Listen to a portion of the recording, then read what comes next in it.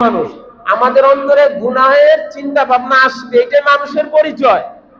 গুনার চিন্তা আসবে না ফেরেশতার পরিচয়, গুনাহ করবে না নবীদের পরিচয়, গুনাহ জীবনে হয় না এটা নবীদের পরিচয়।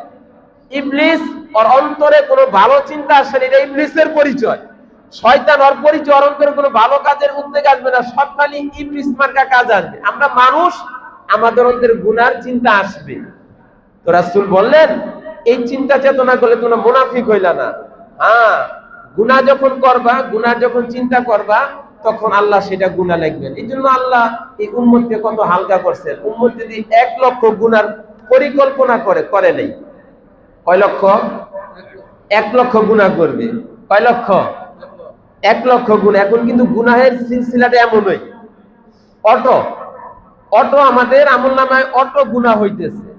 আল্লাহ যে সমস্ত লোককে কুদরতি হাত দিয়া বাঁচাইতেছেন, গুনাহ থেকে বাচ্চা অহংকার করার কিছু নাই এই যুগে। বাকি আল্লাহ যারে বাঁচাইতেছেন, আল্লাহ তার কুদরতি হাত দিয়া, তার উপর দয়া আছে, রহম আছে, করম আছে, এটাই বাস্তবতা। 1 লক্ষ কবিরা গুনাহ নিয়ত করলেন, করেন নাই, একটা গুনাহ হবে না, সুবহানাল্লাহ বলেন।